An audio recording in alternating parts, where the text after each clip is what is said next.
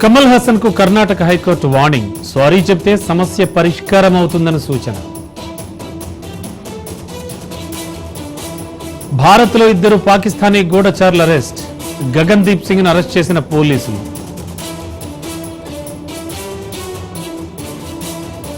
రాష్ట్రంలో red book రాజ్యాంగం నడుస్తోంది, కూటమి ప్రభుత్వంపై వైసీపీ అధినేత జగన్ ఫైర్. తెలంగాణ వ్యాప్తంగా భూభారతి సదస్సులు ప్రారంభం, కొత్త రెవెన్యూ చట్టంపై అవగాహన కోసం సమావేశాలు.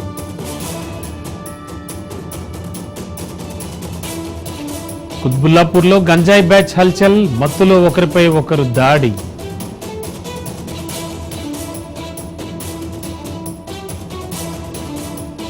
మిస్ వరల్డ్ ఖర్చు 31 కోట్ల రూపాయలు, ఆరోపణలు చేసేవారు నిరూపించాలన్న మంత్రి జూపల్లి.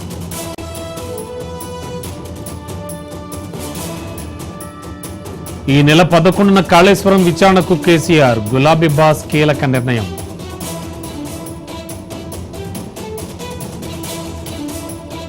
అమరావతికి మరో 40,000 ఎకరాలు అవసరం, ఇప్పుడున్న ఎయిర్పోర్ట్ సరిపోదన్న నారాయణ.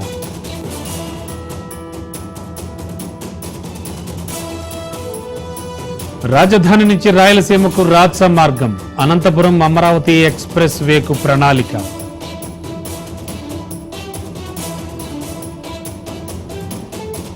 వృద్ధాప్యానికి విటమిన్ డి కళ్యం, జార్జియా మెడికల్ కాలేజ్ తాజా అధ్యయనం.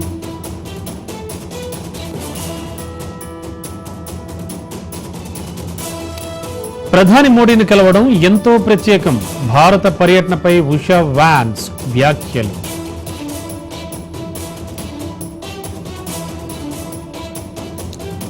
మహారాష్ట్రలో 1వ తరగతి నుంచే బేసిక్ మిలిటరీ శిక్షణ, చిన్నారుల్లో దేశభక్తిని పెంచేందుకు ప్రభుత్వ నిర్ణయం.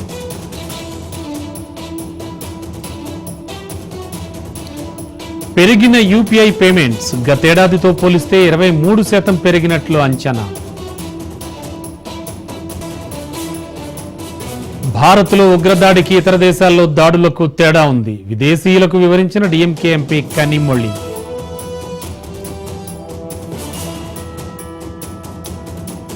విరిగిపడ్డ కొండ చర్యలు, సిక్కింలో 3 జవాన్లు మృతి.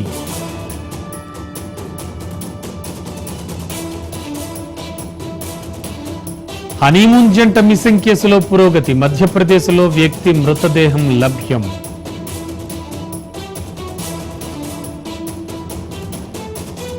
దేశంలో 4,000 దాటిన కరోనా కేసులు, ఇప్పటివరకు 37 మంది మృతి.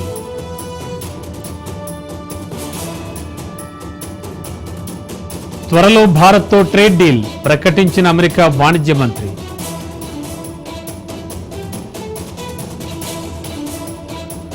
భారత్లోకి బ్రహ్మపుత్ర జలాలను అడ్డుకుంటాం, పాకిస్తాన్కి మద్దతుగా చైనా ప్రేలాపనలు.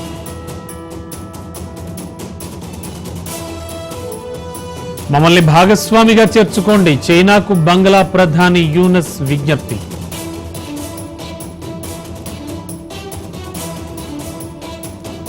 ఒకరికి సమాధానం చెప్పాల్సిన పని లేదు, ట్రోలర్స్ పై నటి నయనతార ఫైర్.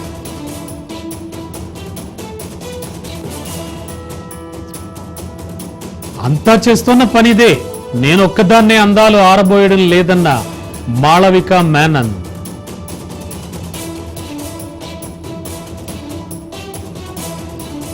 తొలి కప్పు కోసం బెంగళూరు పంజాబ్ అమీ తుమీకి సిద్ధం, రాత్రి 7:30 ఐపీఎల్ ఫైనల్.